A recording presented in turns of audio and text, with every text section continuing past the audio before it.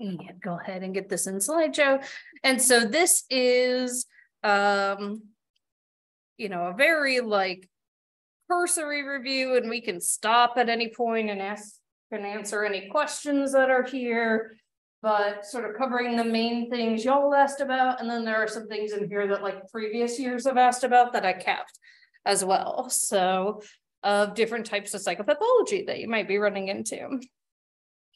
All right, so this is something that I believe last year's interns asked about, because I also had several who were at Chesapeake Bay Academy. The idea about how to get kids comfortable with you, but it sounds like y'all are doing great with that already, so I don't know if you need these as much, but being clear about your expectations, asking them to help you can be a really good way, getting them involved, helping them step away from overwhelming situations when necessary, talking to the teacher about what is normal for that kiddo in particular, because it might seem like this is a strange behavior, but maybe it's something they do every day. Noticing good behavior is something that I think like not only teachers and interns and things like that, but like parents need to do this more, right? Like praising people or giving them more attention when they're doing the things you want them to do. Empathizing, and then keep calm and stay patient. And honestly, like the last two in particular can be relevant to anyone that we're interacting with on these internship sites.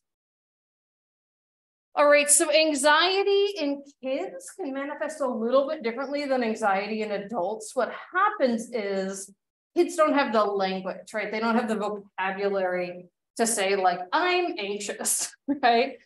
And so instead they might think that something physical is happening to them. Like, oh, my heart is thumping. I can't catch my breath. I'm sweating.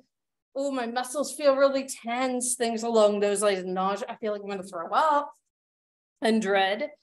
And this is where the fight, flight, or freeze comes in. So most people know fight or flight, right? And I think I have a little link here. Let's see, look at me go.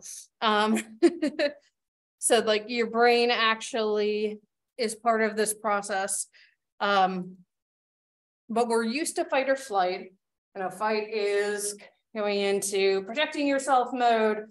Flight is running away. But a lot of times in kids and even adults, what you see is the freeze. And this in nature is like deer in headlights or possum playing dead.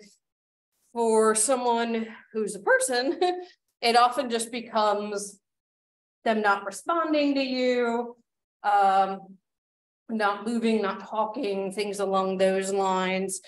And this can be to real or imagined threats. So like new social experiences, things that are overwhelming to them, things along those lines. And kids that are anxious might be clingy, startle easily, cry or throw tantrums, have poor sleep. And we all know that when you don't sleep well, that affects your mood the rest of the day, right? And have headaches or stomach aches. So I think about a few years back, I had a student who would come and talk to me about her niece. Her niece was like not ever wanting to go to school because she was so anxious. And she had a lot of these symptoms.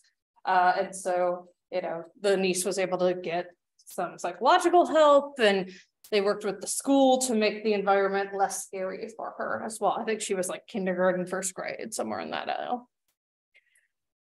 Yeah. There's a student, they haven't even came in yet. They've been on vacation.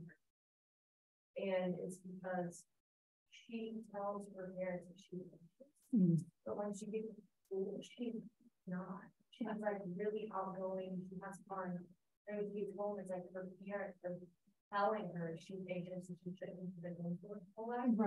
Right. So they're like she needs the social activity and be able to be around other kids, but it's like the parents are holding her back. And also being like, yeah, you're right, you're anxious, so let's just be homeschooled instead of like working through it.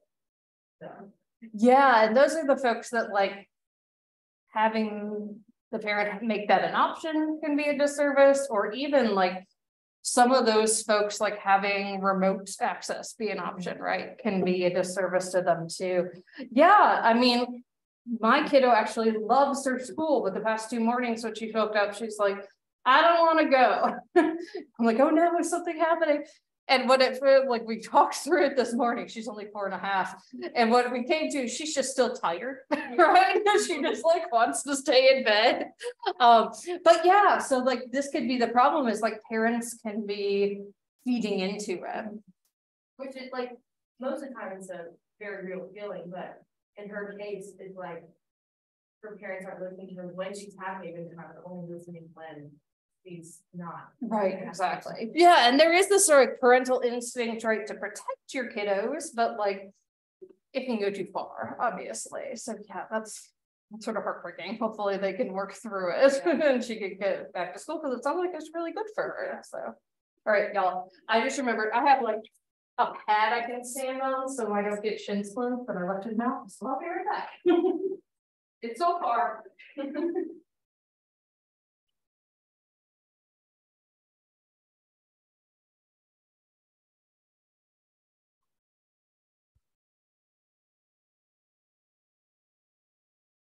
Yeah, my hairdresser actually gave me this recommendation, and it's such a good one. She said, well, we stand on these pads and then our feet and our shins don't hurt. I was like, what a novel concept. Okay. But yeah, so this can be, it becomes like a interdisciplinary issue, right? Especially with kids, although certainly with other folks as well, where it's like you got to get the parents and the school and like after school activities and the kid kind of all on the same page. And that can be a challenge for sure. All right, so the types of anxiety we see in kiddos: separation anxiety, or they're really upset when they're parted from caregivers. They might not want to attend camp or play dates even. And they might say they're worried that bad things will happen either to themselves or to like their parents, their guardians, while they're separated. And then social anxiety is just that fear of social situations, being anxious, self-conscious around others, worrying about being judged or humiliated. And then specific phobia is having irrational fear set off by a specific situation or thing.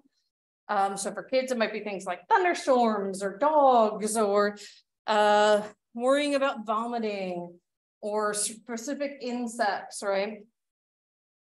And adults can have the same thing. So, but obviously in kids, it manifests very differently: hiding, screaming, things along those lines. So these are the actual criteria for separation anxiety disorder. And it's fairly common. 4 to 10% is pretty common for a disorder. Like the highest we get is like 20%.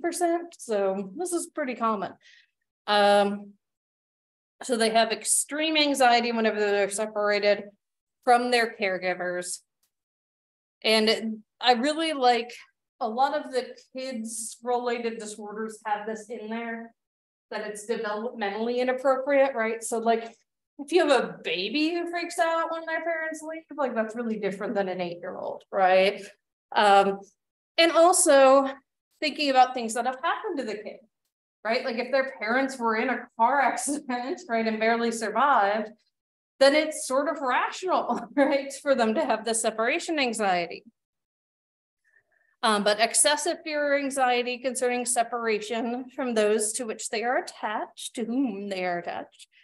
And then recurrent separation related fears, worries. Sometimes they'll just like refuse to leave the home. It can kind of look like agoraphobia in adults, where people just don't want to leave the house. Nightmares, which can be really hard on the kids and the parents. And then physical symptoms, like actually getting physically ill because they work themselves up so much. The symptoms are persistent, they last 6 months or more, and there's significant distress or impairment. And this significant distress or impairment is something you'll see on the vast majority of disorders in the DSM. Basically, it's like, we don't want to diagnose someone with something, unless it's actually interfering with their lives. Like, why put like stigma potentially on them? And then clearly, just like adults, children can experience trauma.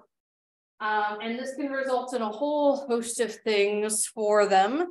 So difficulties developing healthy attachment. You know, if someone in their life that they're close to has been killed, especially, right? Or if they themselves have been abused. Impairment of brain and nervous system development. More and more development of research about trauma is showing this. Body dysregulation.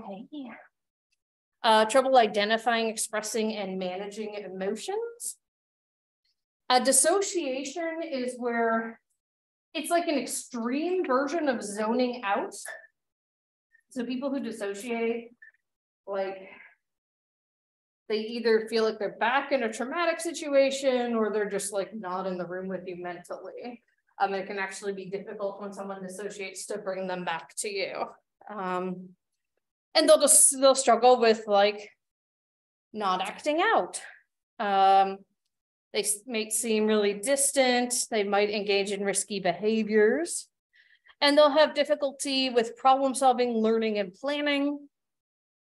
And because of the stress related to trauma, it can actually be linked to chronic illnesses like heart disease, because we know those are linked to stress.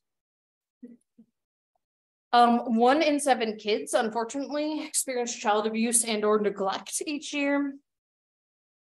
And so things they do with kids is to like help them recognize how they react to triggers, help them figure out if there's actual danger in a situation. You clearly don't want to tell kids like, you're never in danger, particularly when they've had an abusive situation, right? They know you're lying. Seeking help from a trusted adult and trying to help them attach to trusted adults, right? And then you could teach kids relaxation techniques, and there are really cute ways you can teach kids to do like deep breathing, like blowing out the candles and things like that.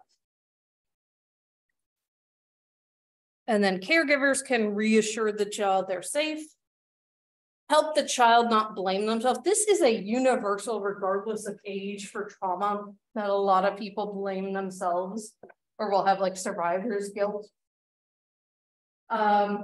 Just being patient and then getting a therapist who knows what they're doing to treat children with trauma. All right, so next thing we're going to talk about is specific learning disorders. I'm sorry, I should have broken this up into a couple slides. It's a little hard to read. So we can only diagnose a learning disability after formal education starts, just because we need to have some context for how they learn outside the home, essentially, or within a structured context within the home. So you have to meet 4 criteria. And one of the things I want to point out is that for specific learning disorders, we tend to only think of dyslexia, right? We tend to only think of difficulties with reading, but there are actually lots of different areas you could have them. So to be diagnosed with a learning disorder, you need to have difficulties in at least one of the following areas. And it has to be at least 6 months. And you have to have tried to help them, right? Like sometimes kids it takes them a minute to grasp a concept, right? So that wouldn't be a learning disorder, right? It would be like, this kid's struggling, we've been trying to help them, and it's just not helping. So difficulty reading, and this can manifest in a whole host of ways. So to the point that like letters get mixed up, letters seem to like dance. Sometimes you have what's called deep dyslexia, where you just like misunderstand the meaning of words, things along those lines. So it can be inaccurate, it can be slow, it could take a lot of effort. And then difficulty understanding the meaning of what is read. That's sort of what I talked about with the deep dyslexia. Sometimes you would be okay with reading, but have difficulty with spelling. Sometimes those are going to go hand in hand, right? Difficulty with written expression. So difficulties writing, using punctuation, organization of your thoughts. And again, you can see how some of these you couldn't really diagnose until the kid like could write, right? Things along those lines. Difficulty understanding number concepts, number facts, or calculation. And that can happen either individually or combined with difficulty with mathematical reasoning, which is applying mathematical concepts or solving more complex problems. So you have to have at least one of those, and sometimes people have, 4 off that list. Then you have to have academic skills that are substantially below what's expected for the child's age and cause these problems in school, work, or everyday activities. And then the difficulties start during school age, even if in some people, they don't experience significant problems until adulthood. So you can be diagnosed with a learning disability in adulthood. And sometimes people are missed growing up, right? And so when you get to college, right? For some people, high school is easy. They kind of skate through it. And then they get to college and they're expected to do a higher level of work and they really struggle. And sometimes what we discover is, oh, they have an underlying learning disability that was just never diagnosed, right? And also work-related things as well can become an issue.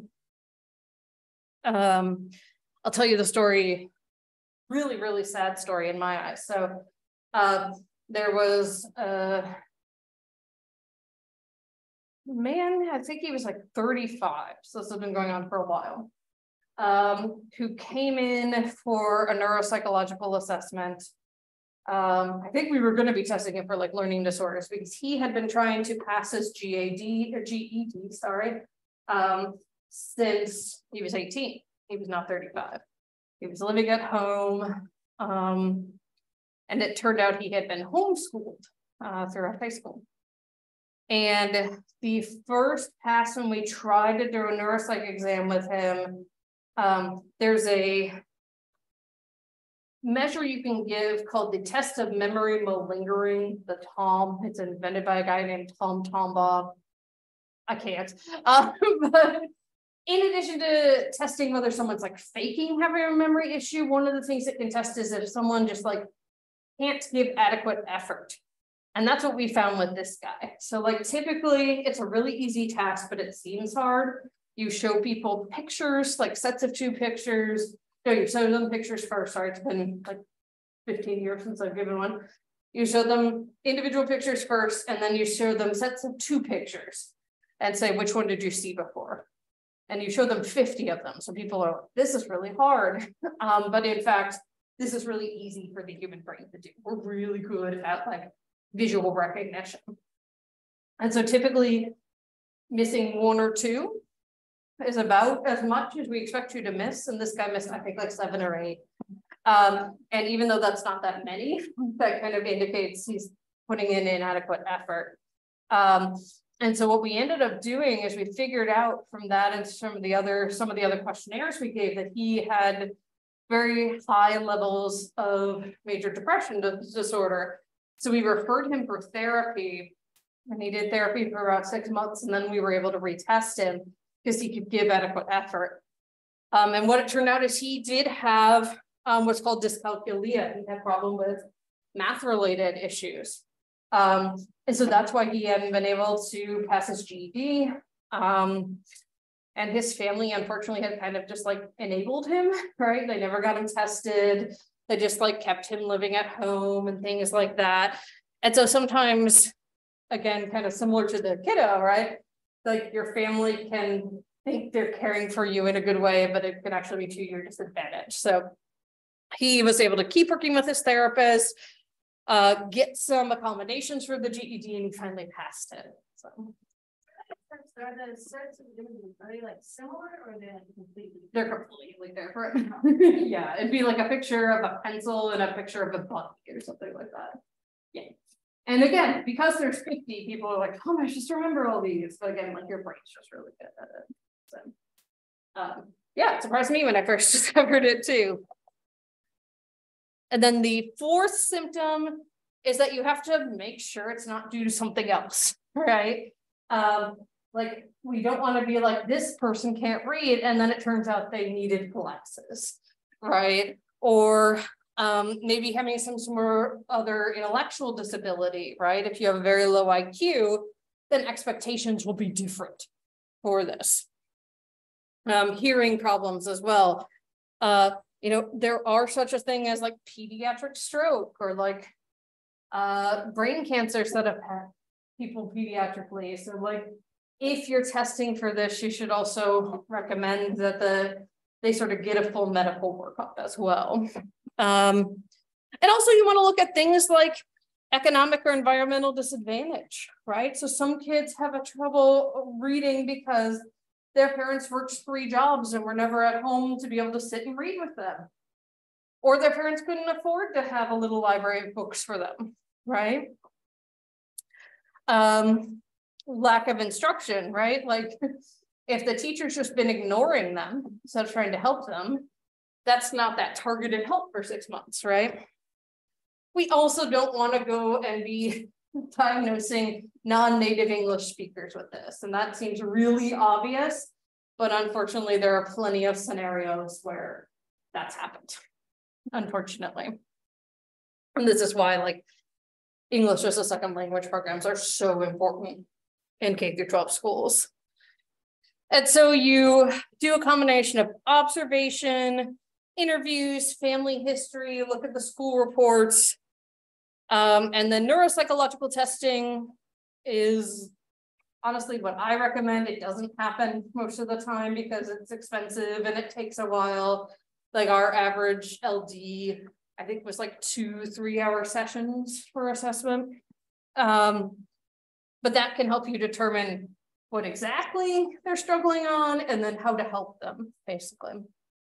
A lot of people that I saw, so like I did neuropsych assessment only for a couple of years, but we were in our training clinic, so we saw a lot of college students, so folks y'all's ages, and a lot of people had been diagnosed with either a learning disorder or ADHD by someone handing them like a single-page questionnaire when they were like 8 and telling them to fill it out. No, it was absurd.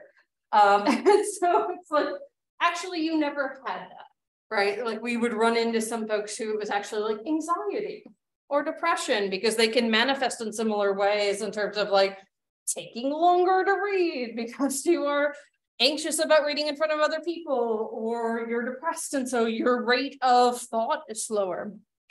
And so this is actually one of the things I think CBA does really well is that they want people to have like the full assessment, and they actually have a private practitioner. I don't know if you guys have gotten to meet her, Dr. Jensen. You should ask at some point if you can meet her. So she works up on the 3rd floor and she's in private practice, but just sort of rents space from the school. And she will do the full testing right there. So she actually adjuncted for us for a couple semesters until she was like, okay, no, my practice in this is a little too much. But I've had her as a guest speaker before as well. All right, so here are the most common ones we talk about. So dyslexia, again, is the one people think of when you think of a learning disorder. So this is difficulty with reading. So they have difficulty connecting letters they see on the page to the sounds they make, or like what that actually means. So reading can be slow, effortful, and not fluent, to the point that like some people with dyslexia, when they don't get help, just are like, I hate reading, they never want to read. Dysgraphia is difficulties with writing, so putting your thoughts on paper. So spelling, grammar, punctuation, handwriting, things along those lines. And obviously, sometimes dyslexia and dysgraphia go together, but they can occur separately. And then I mentioned dyscalculia, which is difficulties learning number-related concepts or using symbols and functions to perform calculations. So difficulties with number sense, memorizing math facts, math calculations, there we go, not milk calculations, math reasoning, and then math problem solving as well. So sometimes dyscalculia won't manifest until you get to like algebra or something like that, right? And again, it can differ in severity. So it can be mild, where you're able to sort of like compensate in different ways. And that's easier, honestly, in this day and age, because a lot of times you can find books on like Audible or something like that, right? Moderate, or you have significant difficulties and you require some specialized teaching and some accommodations or support services. And then severe is where it's affecting several academic areas and you need ongoing intensive specialized teaching. And so this is where some kids get shuffled to like special ed type programs, right? Which can sort of other them and things along those lines. And that's why I really like Chesapeake Bay Academy's model, because all of their kids either like have learning differences or somewhere on the spectrum. And so it's very much not, you know, you're the only one. A lot of other folks have that. All right, another thing that you can see again in adults or in kiddos is ADHD. We tend to think of it as a disorder of childhood, but there are certainly adults who are never diagnosed. And the really interesting thing, before I dive into the criteria here, is that one of the ways that we treat ADHD is by giving people stimulant medication. So things like Ritalin. And you might think like, why are we giving a hyperactive children a stimulant? Fair. What it does is it actually stimulates the prefrontal cortex, the part of your brain that helps with like emotion regulation, inhibition, sequencing and organization. So essentially like turning on executive function. Now, adults who are not diagnosed but have ADHD, a lot of times once they've been diagnosed, they realize that they've essentially been doing this for themselves. We're like, okay, I have a big task I need to concentrate on. I drink a lot of coffee, right? Caffeine is also a stimulant. Or they're smokers and they'll go out and smoke. Nicotine is also a stimulant, right? Things along those lines. So it's been really interesting to sort of learn about how people cope when they haven't ever gotten the diagnosis. So you can have either. Yes. Sorry. No, go for it. Where the raised hand was. So I had a question about ADHD and like the attention disorders. Some people have tried using marijuana or CBD. Is there like actual studies to help with that? Because some people are trying to actually use that, but that's a difficult conversation to have with parents about children having that instead of the stimulants that they're given. Yeah, that's a really good question. So, okay, marijuana itself, and I'm not as familiar with CBD and I'm not as familiar with the literature here, but I wouldn't be surprised. There's a lot of research going on CBD, psychedelics. So like microdosing with psychedelics, things along those lines right now. But marijuana itself is a really interesting substance because depending on the strain, it can act like a stimulant. So in which case, yeah, it would probably be helping. It can act like a depressant, or it can act like a hallucinogen, or some combination of all three. So yeah, I would say if they're using the strains that are more stimulant, then it would have the same effect on the brain. But yeah, I don't know the studies. It'd be really interesting to do like a Google Scholar search on that and see what's out there. But yeah, there is a lot more research related to sort of these drugs that we used to be afraid of in terms of like, how can we use these to our advantage? Good question. Thank you. Yeah. And just do what you did. If you have a question, just unmute, because I don't know if I'll even see the raised hand since I have y'all minimized. So. Alrighty, yeah, really good question. Yeah, I mean, there are ways to treat these things beyond what we have, right? And so people are trying to push the boundaries and see what will help maybe people who don't like those medications or whose body doesn't react well. There are obviously also behavioral therapy things you can do for these. And so you can combine that with meds or not have to use meds at all, depending. And so you have to have either of these two groups of symptoms, but you can have both. And so there are inattentive symptoms, and then there are hyperactivity/impulsivity symptoms. And so inattention includes things like not paying attention to details, making careless mistakes, trouble just paying attention for a long period of time, trouble listening even when they're spoken to directly, not following through on instructions, not finishing work, difficulty organizing tasks and activities, again, that executive function in your brain, avoidance of or reluctance to engage in tasks that require you to pay attention. So like sometimes ADHD, the inattentive type, can look like a learning disability, right? Because they don't want to, or they struggle to read, not because they physically can't, but because keeping attention that long can be really hard. So loss of items necessary, like literally, I don't know where I put my homework, things along those lines, easily distracted, and then forgetful.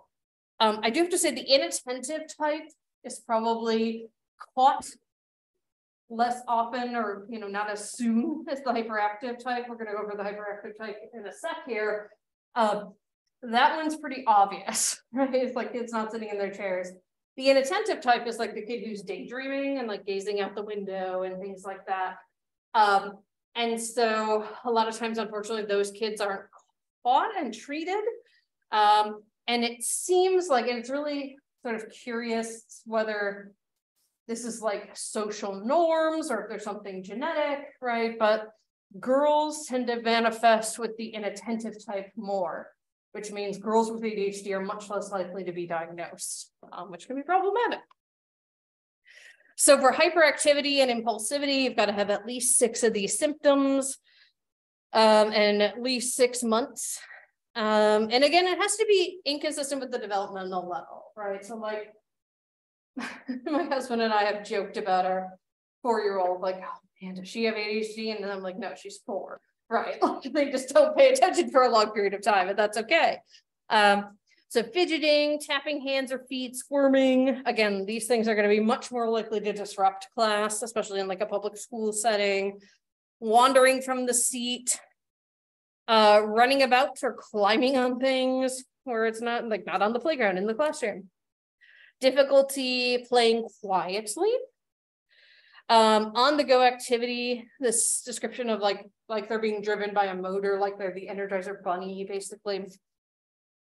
Excessive talking, blurting out answers before questions have even been completed. Difficulty taking turns, interrupting or intruding on others. So when I was in elementary school, I carpooled with one of my male classmates who had the hyperactivity side, and he would be totally fine in the morning and throughout school, but then his meds would wear off at the end of the day. And you don't want to like medicate children when they don't need it to pay attention, right? So he would just like make explosion noises, like be like doop doop doop doop. Like my mom would be driving and be like, ah, right? And then he would come up with like the weirdest factoids. You know, like, if you drive faster than the rain, you won't get wet. And you're like, what? Like, what does that even mean? And so I had experience very early on with, how this can affect someone. But again, when his medication was kicking in and during school hours, he was totally able to focus. So, yeah. In one of my classes, there's 12 boys and 1 girl. And so it's chaos. And so one kid, he has super high hyperactive ADHD, he never sits down, he's always dancing and noisy. And then there's another student, and he has type 1 autism, and they do not mesh them. Can imagine. It's really interesting to see like how different learning disabilities or learning disorders affect each other, because he's always talking to him, and then the kid with autism stands up and starts making noises, and then it's disturbing everyone, and then so it's interesting to see like how people with ADHD can also affect other students. Exactly. Yeah. And so you can imagine in a class where you might have multiple kids with ADHD, how like one being distracted, you kind of set the other one off. Yeah. So this can be, I just think of like, I have more and more empathy for K through 12 teachers, right? Because they've been asked to do ridiculous amounts of stuff. And,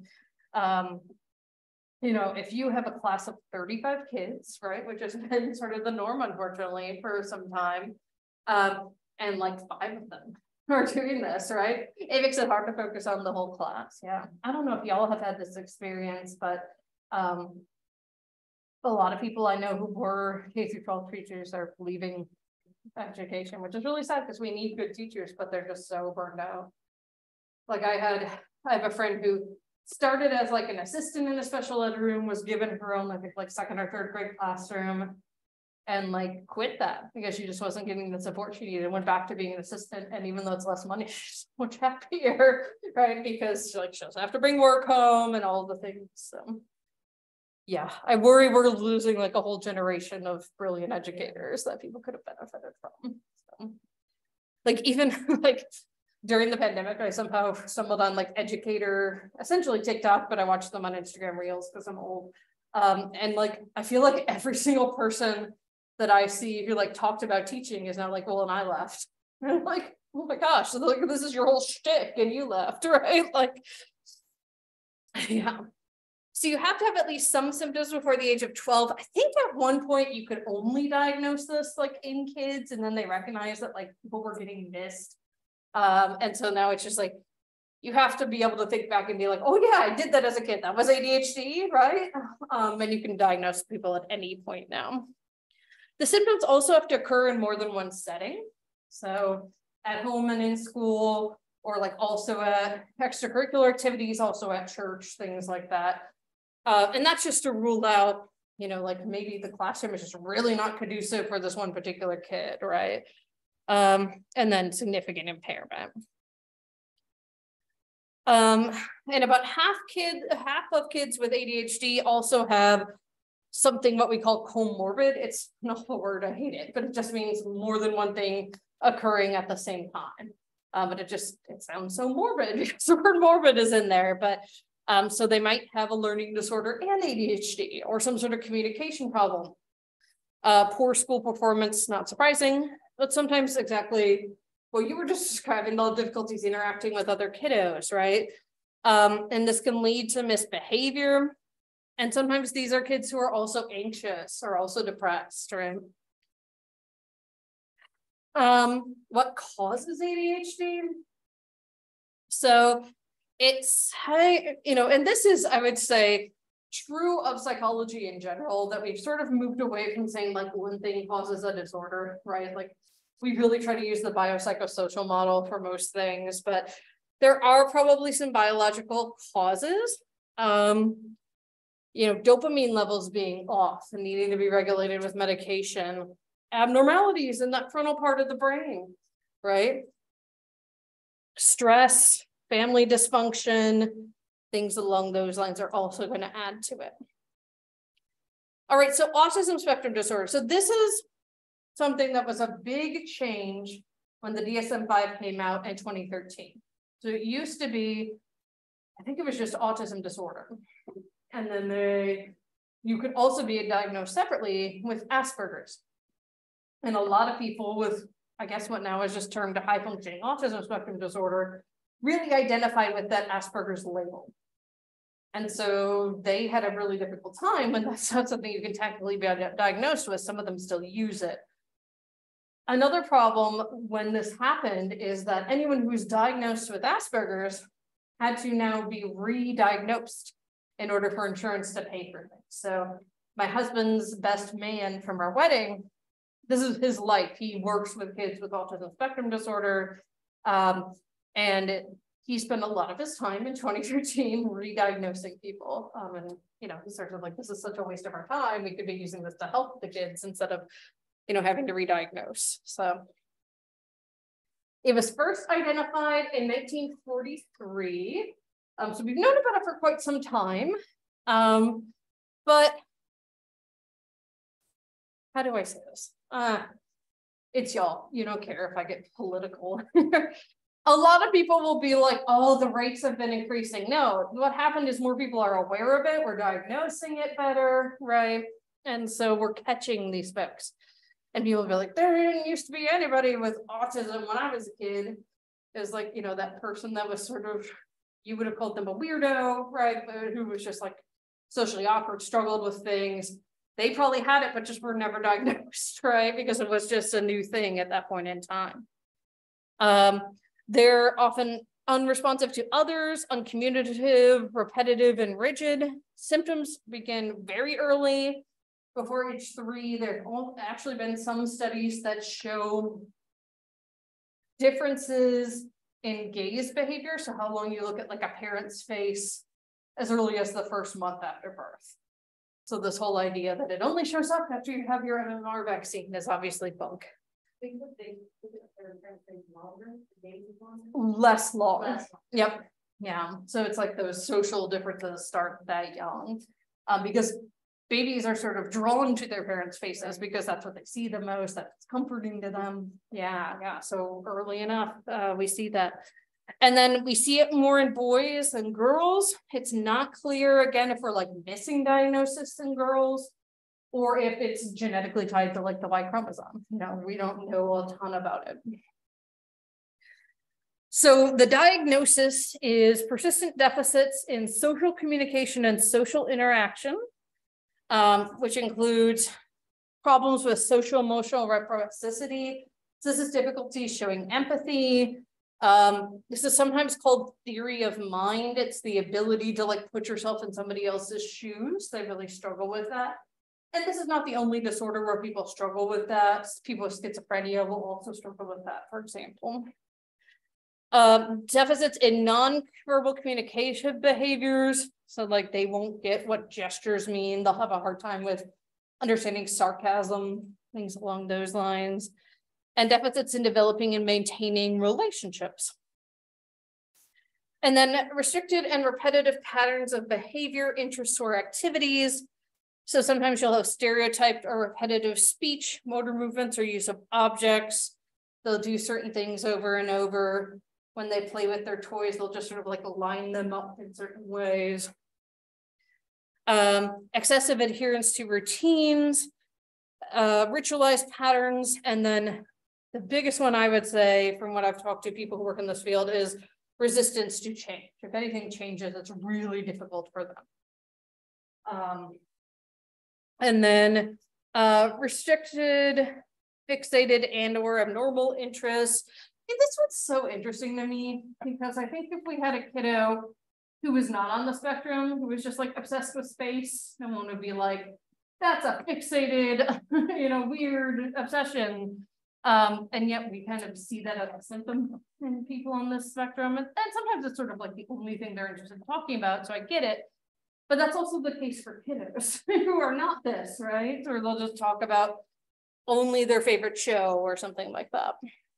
And then either hyperreactive, so overreacting, or hyporeactive, underreacting to sensory input, or unusual interest in sensory aspects of the environment. So my understanding of this is essentially it's really hard for them to figure out which sensory input they should be paying attention to.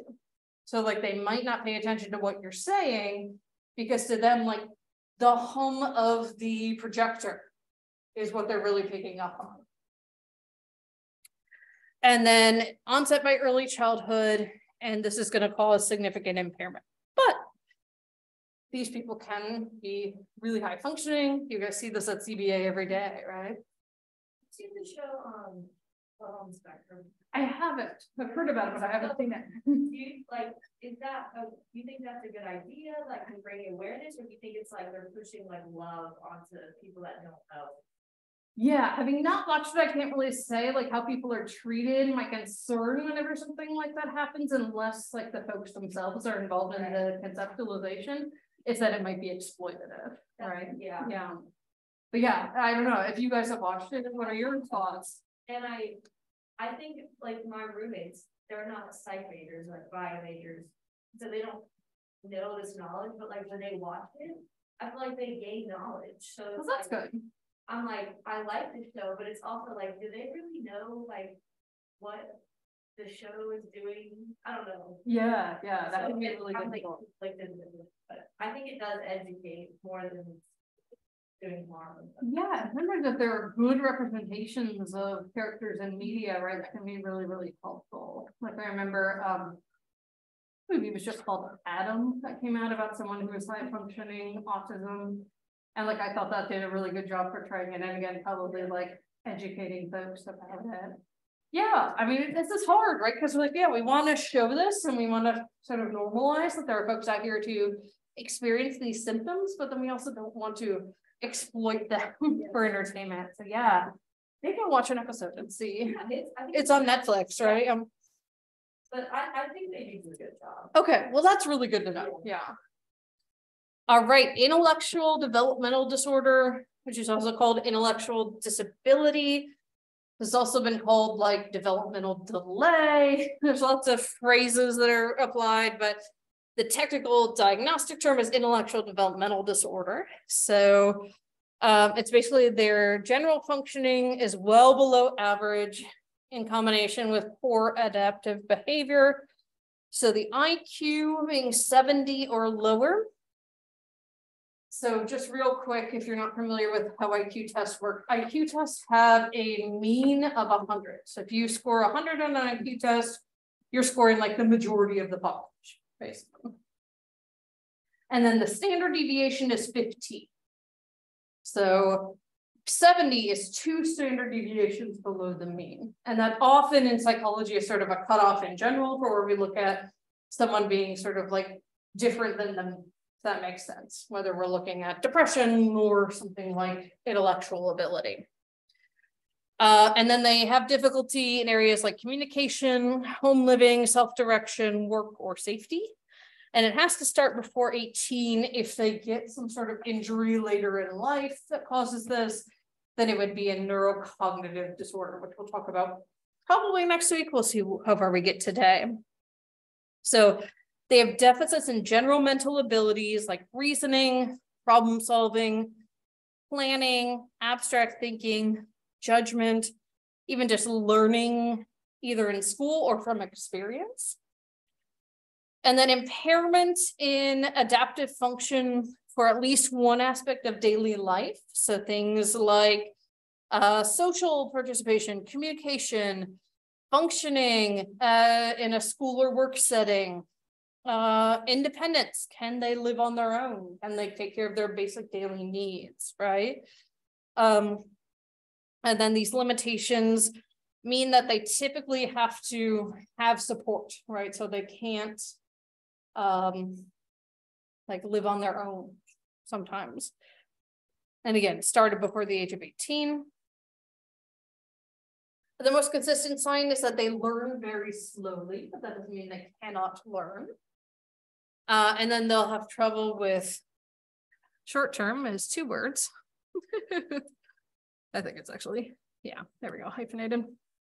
They'll have trouble with short-term memory, attention, things along those lines. Oops. Just trying to get my captions back up. There we go.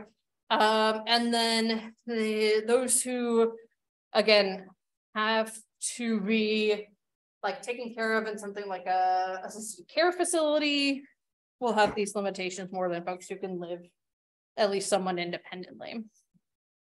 So as you can see, there's like a range of severity. And I have slides talking about each here. So mild is most people who have intellectual developmental disorder. So IQ is 50 to 70, so really not that far outside of those 2 standard deviations. And also they seem to get better with age, like they can actually sort of pick up and learn more as they go. And so this is mainly linked to some sociocultural, psychological issues like poor and unstimulating environments. So again, if like you're a kid who was completely neglected as a child, just like kept in your crib without any toys to play with or books to read, you might end up with this. Inadequate parent-child interactions, not talking to them, not helping them learn and grow. And then insufficient early learning experiences. Maybe they didn't get put into school until, you know, not even kindergarten, but later. Moderate, severe, and profound, again, much less common. Moderate's about 10% of folks with IDD. IQ is 35 to 49. So they can generally care for themselves. They're the types of folks that, I know Daria was here because this is some of the population they work with at Western Tidewater. But they, can actually do like vocational training. These might be the folks you see like bagging your groceries right at some of the grocery stores. And so they can work in some unskilled or semi-skilled jobs. And then when you have severe IDD, that is 20 to 34, they can perform only basic tasks. They need careful supervision. They can't live independently. And then profound, your IQ is below 20. So we're talking, I don't even know how many SD is below, right? 6 or 7. And they can learn or improve basic skills, but they need a very structured environment. They're not going to be able to live on their own. Essentially, when you have profound IDD, it's kind of like you're stuck in like a toddler stage of life, or maybe elementary school. So we wouldn't expect a toddler or elementary school student to live on their own, right? And they appear as part of larger syndromes that also include physical handicaps as well. So there is some co-occurrence of IDD and autism. However, there are also people in the autism spectrum whose IQs are probably higher than anyone in this room, right? And so we can't just say if you have autism, you have IDD. 90% of folks also have something like depression or anxiety. Oftentimes this is linked to trying to navigate a world that wasn't set up for people with any kind of disability, right? This is, people will often just talk to the caregiver and never to the person who has the IDD, right? And that's really problematic. They are people, right? We want to treat them as such. So you help them develop routines, use the language they prefer. So some people will prefer being an adult with autism. Some people will really identify as an autistic adult. So talking to people about which labels they prefer. Oftentimes they have difficulty accessing treatment and support services. You are severe or profound IDD, you probably can't drive yourself. If you're not working, you might not have access to health insurance, right? And so this can be really difficulty. And so you have to like really tailor stuff to their pace. Maybe teaching them one skill per session and reinforcing it at the next session. And you really want to include them in the planning. So the causes of IDD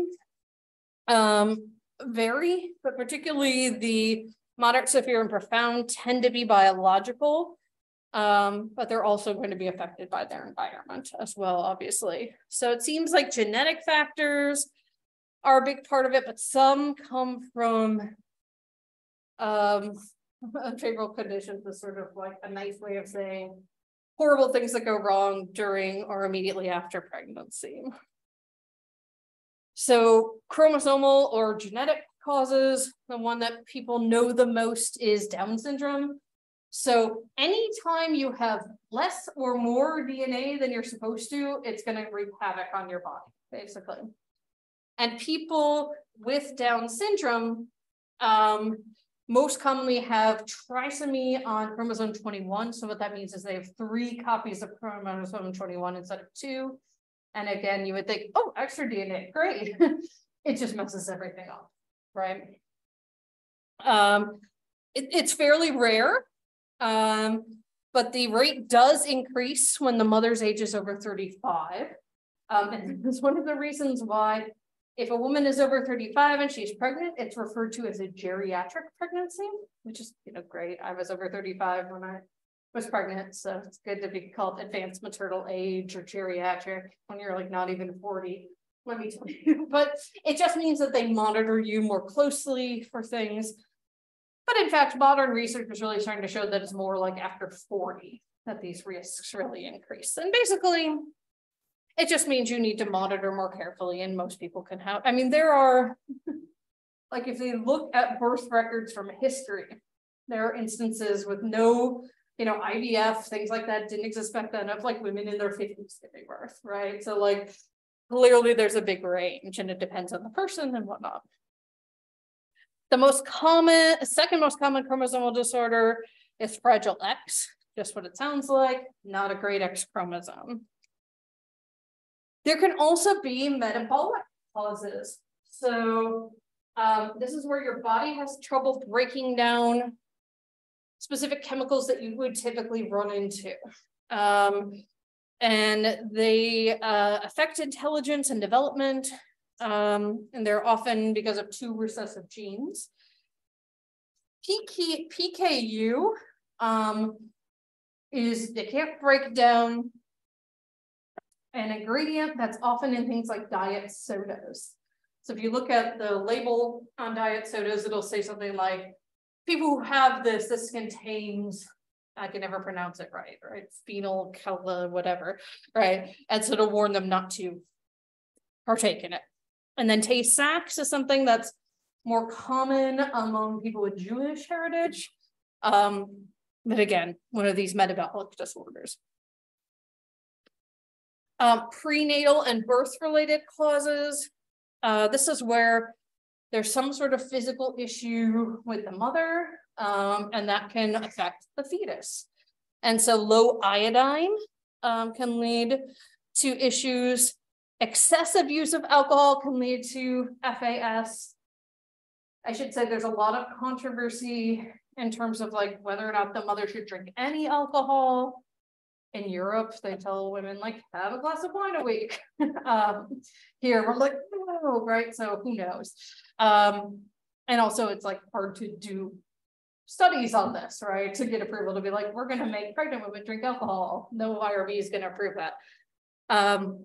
Also, if you get certain diseases like rubella or syphilis can cause problems with the fetus. And this is actually why, I don't remember if it was my MMR vaccine or another one, but like when I was like, I want to say 20 or 30 weeks pregnant, they gave me a booster of it. And then also, if there are complications during the birthing process, that can lead to issues. So if the child gets stuck in the birth canal, or if the cord is wrapped around their neck, this can lead to something called anoxia, where you don't have oxygen. Just about to be born, I don't know whether to call it a fetus or an infant at that point, it's in the transition period, right? But can have the same problems as like an adult who loses oxygen to their brain, right? You're gonna have cell death, you're gonna have all kinds of intellectual disabilities as a result. Yeah. I'm reading some of the kids' files, and they all had how they were birthed. Yeah, probably for this reason. Yeah. Never realized why. Some of them were just like, right. Like, what's the difference? And then some of them had some feedback. Yeah, I didn't realize that they took into account. Yeah, and it's really interesting because like there's only so much you could tell. Some of there's more detail when it is an issue. But like for example, some people schedule C-sections, yeah, either for like convenience or like if there's a medical reason. Like I was sort of close to having to do that because I had gestational diabetes and gestational hypertension. But then like other people, it'll be an emergency C-section because something like this is going on. Or like in my case, my daughter was so squiggly in utero that she'd actually tied a knot in her umbilical cord and she was still getting all the nutrition she needed, but it meant like no matter how much I pushed, she wasn't going to go very far. So they had to do a C-section just to like get her out. She was fine. But yeah, these are things that can cause severe issues. And it's interesting because obviously medicine changes as we learn more. It used to be much more common to like grab babies out with forceps. We don't really do that as much anymore. There was some suggestion that could cause some brain issues because you're squeezing the brain, right? But also in general, kids are pretty resilient. So also injuries and accidents, again, just like adults, right? Serious head injuries, excessive exposure to anything bad like x-rays, chemicals, minerals, drugs. Lead paint is a big one. So any apartment I ever rented, they had to have as part of the rental agreement whether or not lead paint had been used, because essentially what happened with lead paint is like when it got old and chipped off, kids would pick it up and stick it in their mouths, and then that's how they got lead poisoning. This is obviously also a problem in areas like Flint, Michigan, and on Native American reservations where there's not access to adequate water, and the water that does come is through lead-based pipes, which is problematic. And then infections like meningitis and encephalitis. if they're not treated and diagnosed at time. Meningitis, I think it's if it's bacterial, can also kill you. So very scary. Oh, ask as many as you want. No, me too. If you're pregnant, right, you're not supposed to get a lot of x-rays or be like exposed to that. So say you get in a car accident, God forbid, you know, Right. and like you need surgery, you also have to be put under, and you also don't really want to do that. So like obviously they're gonna help the mother, Right. but does that affect the child a lot? That's a good question. Yeah, it's always sort of like risk benefit, right, in those scenarios. And so like if you did need x-rays, they would like put the thing specifically over your belly to protect you if that's not. But yeah, exactly. If you need surgery, anesthesiologists are trained in knowing like how to help people. I mean, I had anesthesia technically during my C-section, right? Like a really interesting type of anesthesia where I couldn't feel anything except for like tugging. I couldn't feel pain, but I could feel they were doing something. It's probably way more detail than you guys need to know. That's okay.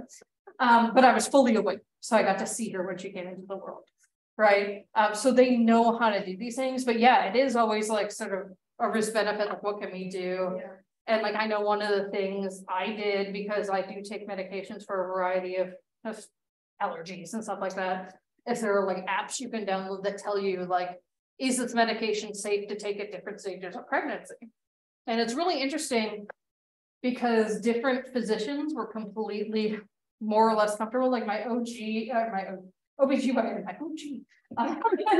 like they looked at my list of prescriptions and were like, everything you're taking is safe.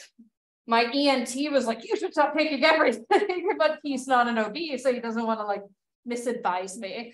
And so like I was like, no, I can't not take my allergy meds or I'll be miserable for 40 weeks, right? But yeah, it is something that you kind of have to like checks and balances. And it's weird because like some things are okay during pregnancy, but not when you're breastfeeding, or it's different stages of pregnancy, they're okay versus not. So, and again, like these things are really hard to figure out because it's really hard to, they're not going to let you do a randomized control trial and see if like taking a medication affects one poorly. Where a lot of that comes from is like anecdotal reports, or for example, I've been part now of 2 different studies for vaccines. So I was part of the COVID booster, the bivariant one, and then a new flu vaccine that's based on the mRNA technology. And in both, they needed me to tell them I was on birth control. But they said, if you get pregnant, let us know right away. And so that's where a lot of that info comes from, is like the people who like are in these studies and accidentally get pregnant, basically. So it's not high quality research, but at least we have some info out there. Yeah. But yeah, it is sort of like, it's another thing you need to take into account. And unfortunately, in some scenarios, it becomes like really tragic of like, do we save the mother or do we save the fetus? And so you'll look at things like developmental stage and fetal viability and things like that. Yeah, really, really hard. But yeah, and then obviously that's going to affect, like, if you're just born premature, and even if it's like 6 weeks premature, right? It doesn't seem like that long, but developmentally it is, right? So you might end up in the ICU for a while.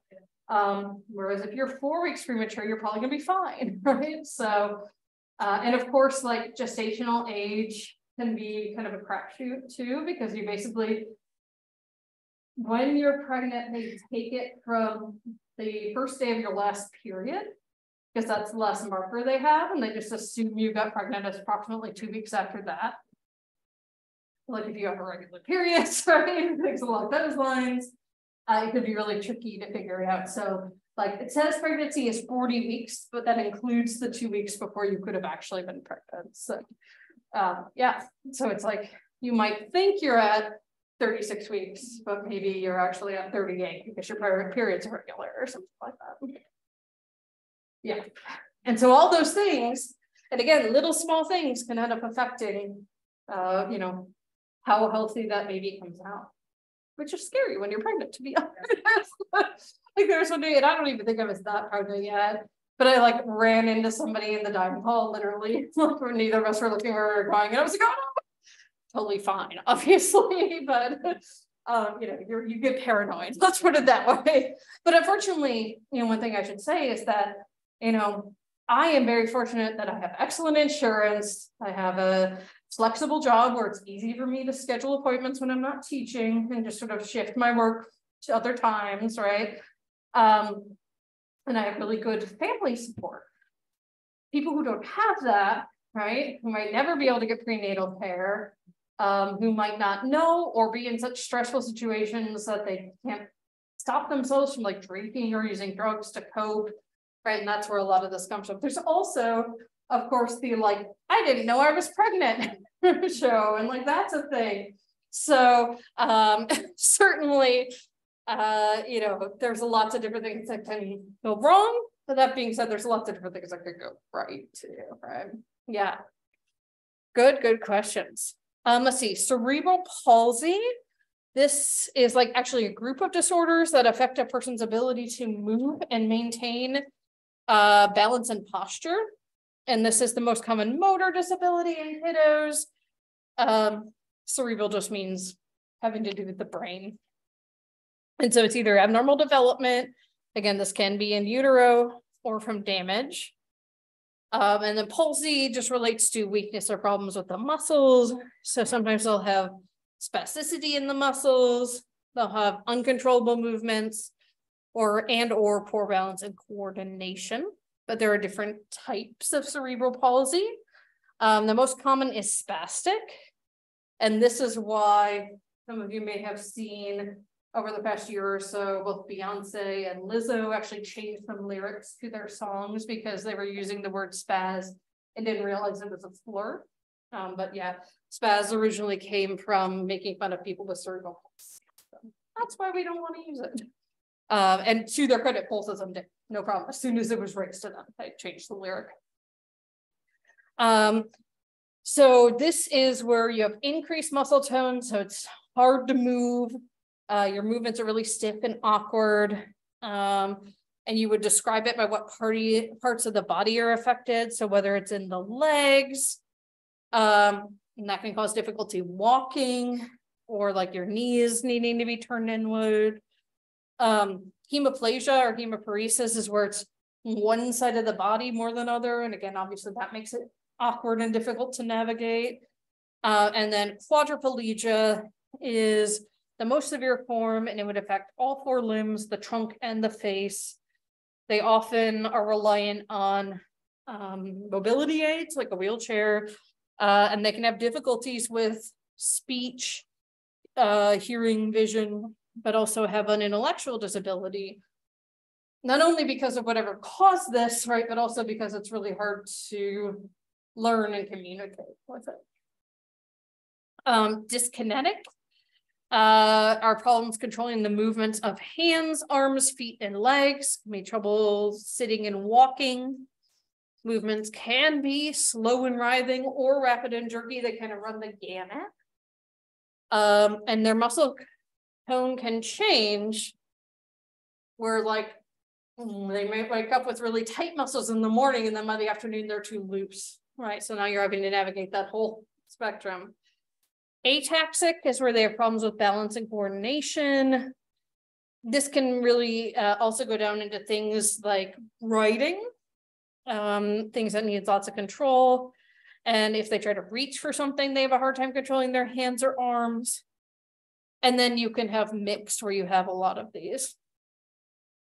Alrighty, let me just take a quick look. Yeah, okay. I'm gonna get through these just to cover all the like childhood ones today, and then we'll stop for the day. So, oh, actually, no, we're stopping because it's 10:15. I didn't even realize. Sometimes I just enjoy talking to y'all so much that I don't even realize. So. Awesome. So we'll pick up where we left off next week and keep going through. And like I said, if this takes us 4 weeks to get through, that's fine. All right. And bye, Katie and Jasmine. Have a good day.